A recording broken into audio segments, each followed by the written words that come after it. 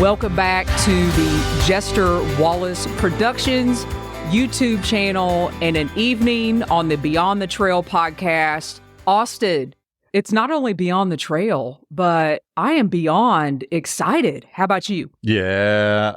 Honestly, the thing I'm getting the most out of tonight is the fact that I finally don't have to catch myself every time we say the title of our project that we got going on. We're finally going to announce it tonight. I have been, honestly, I woke up at 3 a.m. I'm not kidding. This morning, Gross. I was like pumped. And I started putting stuff out on Instagram and Facebook before 6 this morning. Of course, I leave for work about 6:15. And I have had butterflies in my stomach like all day about our guest and who is going to be on here. And it's like I was a kid waiting for the grandest present, like all day long. My heart's been pumping. But before we get to who is going to be our guest, I got to call you out, Austin. Uh-oh. I know. So you guys remember. It's not the first time.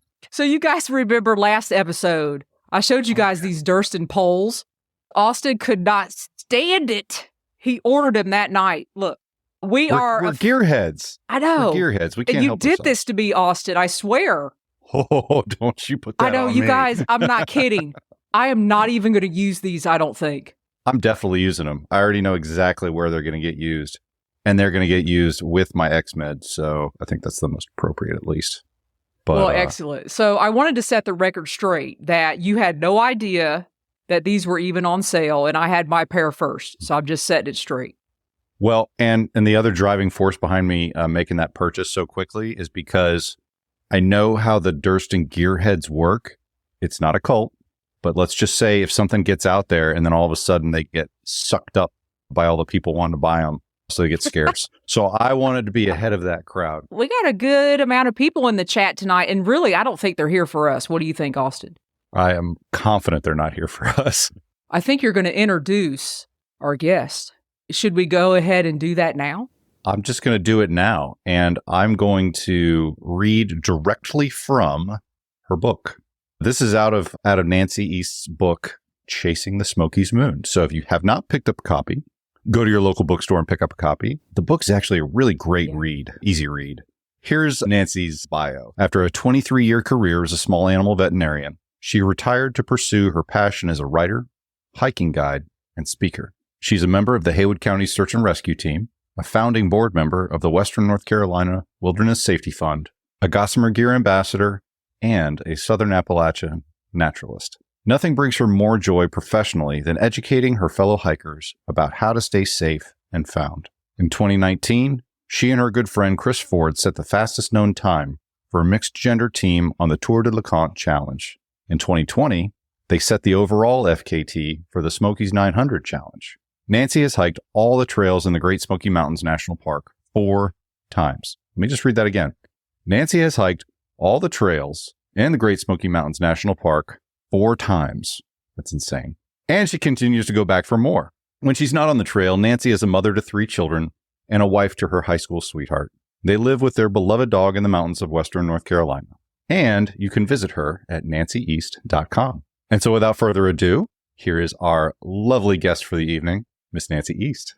Wow, that was quite the introduction. Thank you. Typically on the Beyond the Trail podcast, this is the point where I pull up this screen, you guys, and Austin shows up. Look, there's Look at that thing. Look at that thing. Look at that. Pretty. It's so pretty. And you guys, it's still true. hikermetals.com. You can still get the 20% off discount by using the code Jester in all caps. But we're going to switch it up this evening because the title of this episode was, we have a big surprise for Nancy. And we're going to unveil the title of our documentary. I can't say that word right. Our doc is what I'm going to say, that we are filming with you. But I can't even explain what it was when I opened this. It actually saw this. So I actually think this is the first seen metal. This is actual live metal. What? Okay, Wow. This is the actual metal, you guys, that we've been talking about. But wait, there's more. The intricacies on this metal. I know, lean in, Nancy. You really got to see this. It's beautiful. But it's not mine. It's Nancy's. Oh, you guys. And on the back, I don't know if you guys could read this. On the back, it says, I don't know if you could read this. If not, I'll read it out loud. It's engraved, the name Nancy East. It says Nancy East, fastest known time, Great Smoky Mountains National Park, 900, and in parentheses, it has North Carolina and Tennessee. And it has, oh my gosh, I can't even read this. It has 29 days, 10 hours, 12 minutes, 0 seconds, 10/3/2020. And Nancy, you are the first recipient of the Smokies 900 Miler Medal. And it gets better. Oh, you guys, this ribbon, oh my God, Nancy, this ribbon, it's got the detail and the intricacies of the actual medal. And wait, I didn't open this one. Okay, so I opened your medal. I'm sorry. Oh, you guys, it was so sweet. And the second medal, I haven't opened it yet. This is Chris's. Chris's Oh medal. my God. Since you guys did the record together, and I cannot claim this. This was Wim at Hiker Medals. Yeah. I was going to say, Wim deserves the credit on all of this. And Wim wanted me to let you know he has had new cards printed, but they haven't come in yet. And it's actually going to have your logo of the Western North Carolina Wilderness Fund that go on all of the cards. So there you go. And what we need everybody to do is honestly go to hikermedals.com. You'll get 20% off your order. There's 45 or 46 medals. He's releasing new medals every day. We want you to buy the Smokies 900 Miler one, whether you've been through the Smokies or not. And yeah, so that's the surprise. So I will be bringing this next week, and it's yours. And you and Chris have the first two. That is so generous and kind. And I'm not surprised at all because that's just the kind of guy that he is. So that just means so much. I don't want to talk about too much because I get choked up. I know when I see it in person, that's when the tears will probably start to fall. So thank you. That means more than you ever know. I have this wall behind me. I don't know if you can tell. These are just pictures and things that I framed that mean something, but I think I already know where I'm going to put it over there amongst the other stuff that is sacred to me. So Awesome. It deserves a really special spot. So thank you. I will make sure. I was like nervous. I didn't want to, I'm opening it like I didn't want to tear the wrapper. Like I want you to have it all. So, but that was the big surprise. And yeah, so Wim, didn't he say, Austin, this is the longest one? This medal took him the longest. Yes. And it had to do with the different levels. He showed us like the file that he sends to the company who actually makes the medals themselves. So he showed us like the raw file and all the different color codes for all the different levels and beveling and everything like that. And it was unbelievable, the detail that he went through to create it. Just a work of art, honestly. Everything that we're doing is, to raise funds, and that's what it's about. And that's why Wim is joining us. And Wim is actually going to be on the next episode. So you guys will get to hear more from him. Part of what we want to do tonight is the title of our podcast is Beyond the Trail. And a couple episodes ago, I don't know if it was our first episode or our second episode, I made a comment that you embodied what we wanted to achieve with having guests on this show. So it's only fitting that you're actually our first guest. People don't have to listen to Austin and I anymore. But you took a step beyond the trail, and Austin actually read that, and you left your life as a veterinarian and you stepped out, and you're now an author. You're a hiker educator. You have various educational avenues you work in, and you are way more than I could probably ramble on. And most importantly, what we're going to be talking about this evening, you have taken a very strong interest in hiker safety education and have joined a SAR team. And I thought I was going to ask the question originally for you to explain all that to us, but I think people could get the idea that you left your career, to pursue something that you were passionate about. I think the question is, how has that been going? Really well, more than I can even handle sometimes. I keep thinking at some point, I'm just not going to get anybody that reaches out to say, do you want to freelance an article for whatever this publication is, or be on this podcast, or entertain this book idea or whatever. It's just, I'm blown away. I'm so humbled by it every single day because I just have imposter syndrome like nobody's business. And I think I have no formal training to do anything that I do right now, other than the training I've gotten through search and rescue, which actually is formal training. But Interestingly, nobody ever asks me about like dog safety on the trail. I had this life that I took care of animals for a real long time, but yeah, it's going phenomenally well. It just keeps leading me down roads that I never dreamt that it would. And I just feel very fortunate, very blessed, I guess, if you want to look at it that way. So when did you actually step away? Yeah, officially in 2020, when Chris and I wanted to do the Smokies FKT, I knew something had to give. I'm the worst at biting off more than I should be able to chew. And my husband was all the time saying, are you sure you need to add one more thing to your life? And he keeps me in check. But I knew that I had to let that go in order to train because I've got these 3 kids and none of them were in college yet. It was hard to manage all of it. So I did have to just hang up my stethoscope. And I actually did not even renew my license because I thought if I renew that license, I know I'll go back. I'll get too scared and this leap of faith will just feel too daunting. So yeah, it was 2020 is when I officially quit working. Wow. And now you're more busy than you could handle it. That's not that long. Mm-mm.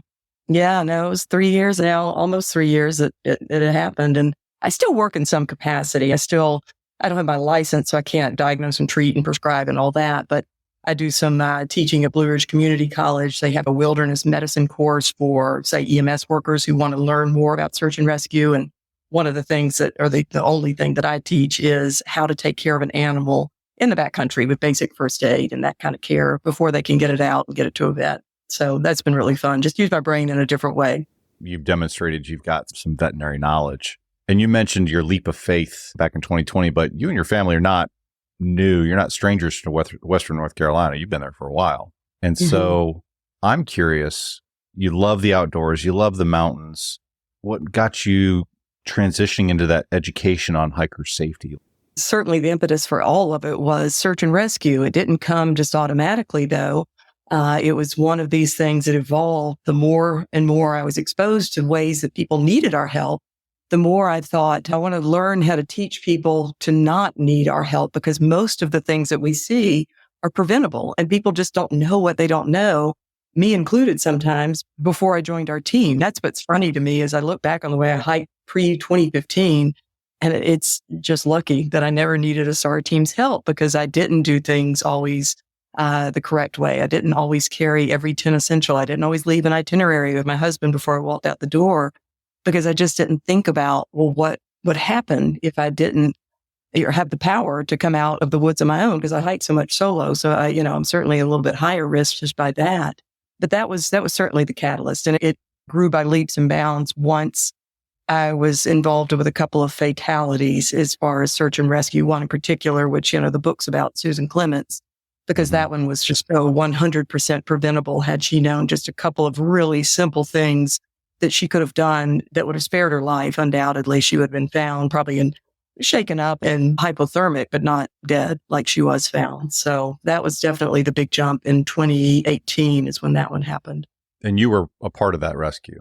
Yeah, our team was called in. And there's oftentimes like Haywood County, we have so many public lands here, so much public land, Shining Rock Wilderness, Middle Prong, Art Loeb Trail. It's just a mecca for outdoor recreation. But the park, we also respond to calls in occasionally. If it's in Haywood County, oftentimes they'll call us before they even send the Park Service search and rescue in because it's quicker for us to get to places like Big Creek and Cataloochee Valley.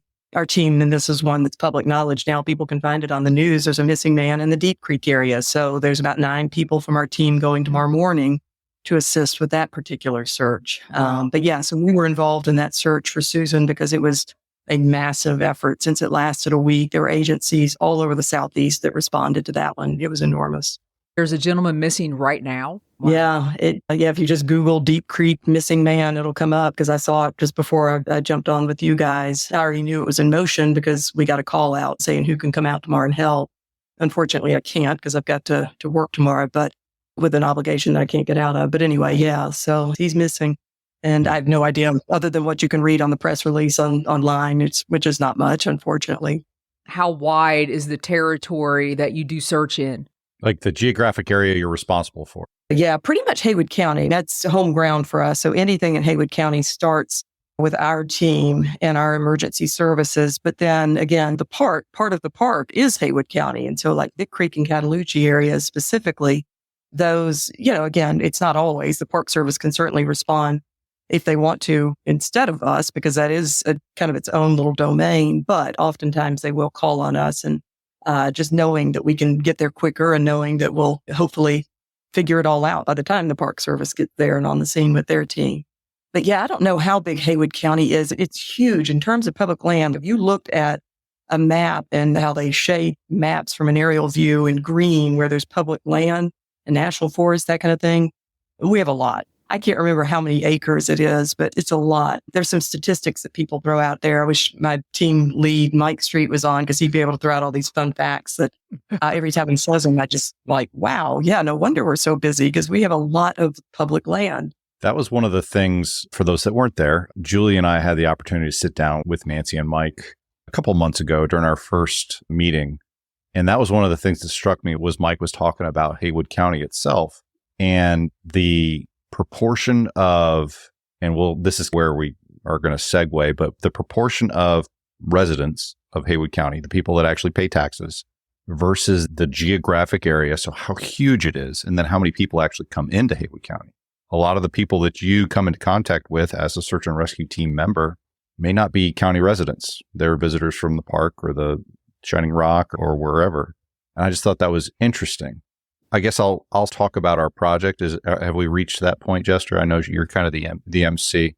I think the audience now watching is not in any question whatsoever why we approached Nancy of doing our next film, because we're both one of our I don't even know if it's a passion. Hiker safety is a thing. It should be a thing like Leave No Trace.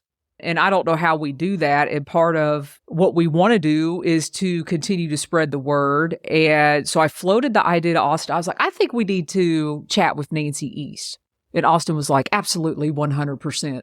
That's usually what I say when Jester floats an idea. When we first floated you the idea, we were at a local restaurant, brewery in Waynesville, I guess. And Nancy, the audience has heard our perspective. They want to hear your perspective. So we're doing this film. It's about hiker safety and education. We're featuring you and the Haywood County Search and Rescue Team. And they want to hear your thoughts. So what were your initial thoughts? Gosh, intimidated, like, why in the world? I was so honored. I mean, definitely honored, but it was intimidating thinking to be on film, be on camera. Despite the fact that I put myself in this public arena every day now, is not my comfort zone. That's the one part of my job I've had to really get used to, is being, a public presence in this way. And so to think about seeing myself in this documentary format, it was daunting. I thought, why me? I didn't go ask somebody else. There's so many good people to ask. But so I had to soften up and warm up to the idea for sure. As you know, I didn't answer right away by any means. No, I think that day when we were having drinks and stuff, you were like, "Oh, that sounds great." No, honestly, I thought she'll forget. We've had a beer. Julie's never going to remember this, and of course you did. But, I knew just from our team's perspective too. I thought our team, in general, the reason we do this. I mean, there's lots of reasons we like to do search and rescue, but the one thing that none of us like, pretty much across the board, is being in that spotlight for it. We just, quite frankly, at the end of a search, we just want to go home and have a hot shower and go get some sleep. It's never that we want to be on the news and to have our 5 minutes of fame. That's definitely not what this is about. It wouldn't be worth it if it was. It's just, you put so much of your life and emotional energy into it. But so I had to soften up to the idea in a big, big way. It took a long time, I think, for me to come around and feel good about it. And of course, now I'm all in. We were so impacted. So we started filming in February, and what I thought we were going to do is really not what we ended up doing, like all the way. It became so much more and so much bigger, and Austin could talk about it more, because even when we were at your house, we would have like side conversations like, wow, this is a thing. So we met with Nancy in February, and of course she lined up some folks from the team for us to talk to. And what struck me was, Nancy, you're talking about avoiding the limelight. There were people that, good folks, have nothing against us, but they're like, I'm not going to be on camera. And I'm totally good with that, because what I do professionally, I completely get. But it made me respect them even more. You literally save people's lives and give their family members their family back, who they think is lost. And to just, obviously it's a calling. And that's what I walked away with, was just this calling that everyone, because Nancy, you got the privilege to get to listen to what other people said, but not everybody else did. But what I thought was cool was everybody said the same thing in their own way about this calling to search and rescue, this calling to help people. It was just the gravity of the undertaking that we're all, and I include you in this, Nancy, because you're part of this team. Like the gravity of what we're trying to do hit me when we were sitting there. And it was just overwhelming and humbling. Honestly, I was humbled standing there, making sure the camera exposure was correct, because I was like, I don't want to screw this up. But it's been such an amazing opportunity. And I'm humbled to be a part of it. And I'm humbled about the things that we might be able to do with it. So I'm publicly thanking you. I know Jester feels the same way. Yeah. But yeah, walking away from those 2 days of filming was just like, I just kind of did a nice deep breath. I was just like, okay, we can do this.